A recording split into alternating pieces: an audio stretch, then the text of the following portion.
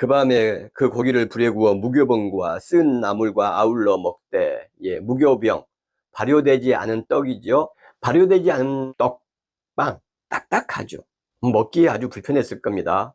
맛도 없고. 그 밤에 탈출하는데 아주 긴급함을 의미하고요. 이집트 노예살이의 팍팍함, 고통과 고난, 서러움, 이런 것이 무교병이 상징하는 것이죠. 쓴 나물이라고 번역된 이 원래 히브리어는 메로르라는 단어입니다. 메로르는 쓴 것입니다. 불에 구운 양고기를 먹죠. 또 딱딱하고 메마른 떡, 불에 구운 밀가루 반죽을 먹는 겁니다. 떡이라고 말하기도 정말 그러면 음료는 어디 있습니까? 지금 유대인 유월절에는 성경에 없는 포도주를 4잔을 마십니다. 4번에 걸쳐서. 그런데 이때 성경의 내용에는 지금 음료가 전혀 없어요. 그래서 저는 이 메로르를 쓴 음료를 의미하는 게 아닐까 하는 생각을 가지고 있습니다. 그게 정황상 더 적절하다고 생각을 해요. 쓴 나물이든 쓴 음료든 간에 원어는 메로르고 메로르는 쓴 것이라는 말입니다. 지금 같은 경우는 포도주를 마시니까 음료가 필요가 없겠지만 5세 시대에는 음료가 필요하겠죠. 그게 무엇이든. 그래서 쓴 나물로 번역한 분들의 주석, 의미 부여는 이것은 이집트 살이의 고난을 뜻한다, 의미한다, 이렇게 이야기를 합니다. 저는 좀 다르게 생각해요. 쓴 음료의 의미가 뭐냐 그러면 이 노예들의 해방은 지금 6월절 만찬에 들어가 있는 포도주 4잔 같이 무조건적으로 즐겨야만 하는 것은 아니라는 생각이 듭니다. 짐승으로부터 왕 파라오의 큰아들까지. 그날 밤에 이집트인의 장자들이 다 죽었어요. 종과 노예들 해방과 자유는 비극, 표현할 수 없는 아픔과 고통 위에 얻어진 자유, 해방이라는 것입니다. 비록 그들이 이 노예들을 착취하고 수탈했지만 그들의 비극을 생각해야 되는 것입니다. 그것이 성경적 메시지고 우리 기독교의 정신입니다. 하나님께서는 사람을 창조하시죠.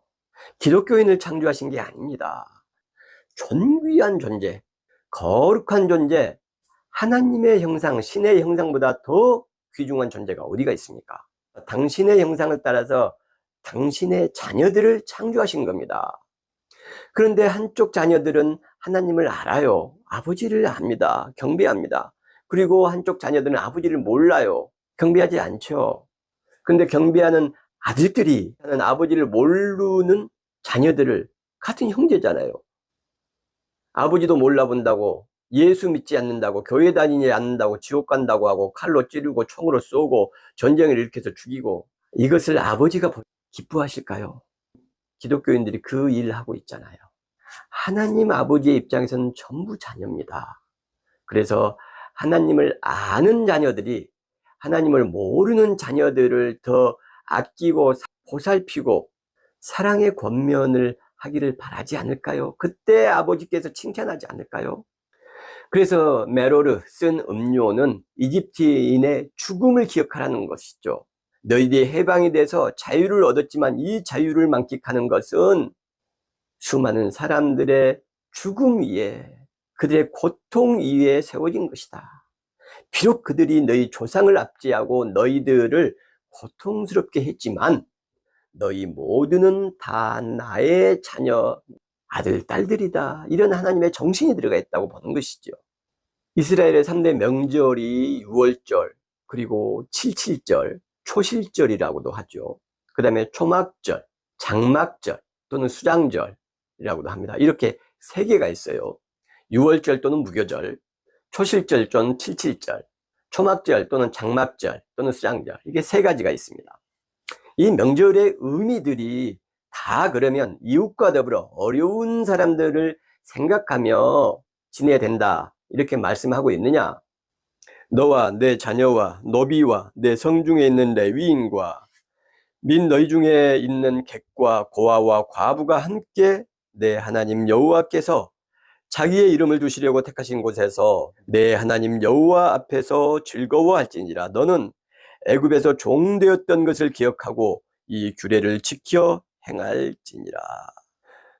노비와 그 다음에 너희 중에 있는 객, 이방인들이죠. 고아, 과부, 사회적으로 약자들, 정치 경제적으로 가장 약자들입니다.